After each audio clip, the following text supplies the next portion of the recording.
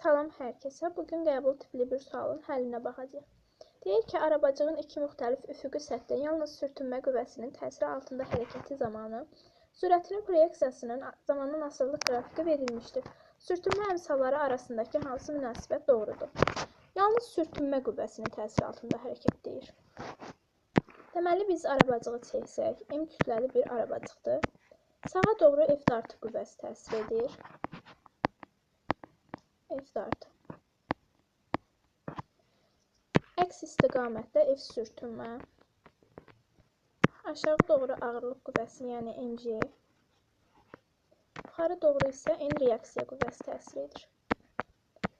Deməli, biz burada şəkildə gördüyümüz kimi qrafikdə telefona yaxınlaşır. Yəni, yavaşlayan hərəkətdir.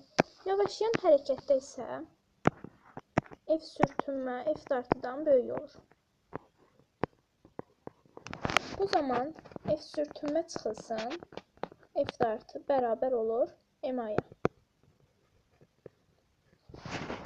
İndi isə biz buradan F sürtünmə, bizdə F dartı qüvvəsi olmadığı üçün, yəni yalnız F sürtünmə qüvvəsi təsir edir. Yəni F dartı yoxdur. Bu zaman F sürtünməmiz bərabər olacaq MA-ya. F sürtünmənin yerinə biz μmg yazırıq. μmg bərabərdir MA-ya. Buradan m'lər gedəcəkdir. J sabitdir. O da gedəcək. Təcilimiz bərabər olacaq μj-yə. İndi isə biz birinci və ikinci hal üçün baxacağıq.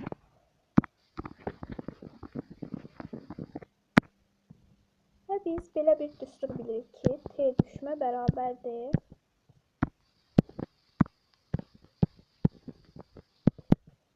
V0 bölünsün A-ya. Təcilимizin yerinə də μj yazırıq.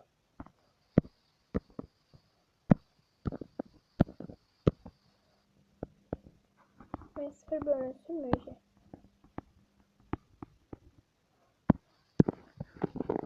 İndi isə baxırıq. Birinci halda T düşməmiz 2 saniyədir. Buradan göründüyü kimi. Yəni 2 bərabərdir. V0 bölünsün μ1 vurulsun J. İkinci hal üçün isə T'miz bizim 4 saniyədir. Yəni 4 bərabərdir. V0 bölünsün μ2 J'yə.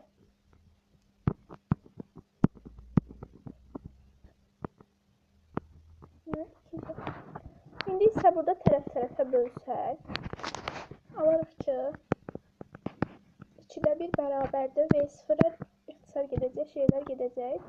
2-də 1 bərabərdir. μ2 bölünsün μ1-ə.